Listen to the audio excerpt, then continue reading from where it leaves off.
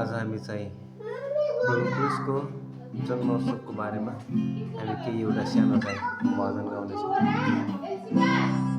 आउनुहोस् हामी सबैजना मिलेर प्रभुलाई यो भजनबाट चाहिँ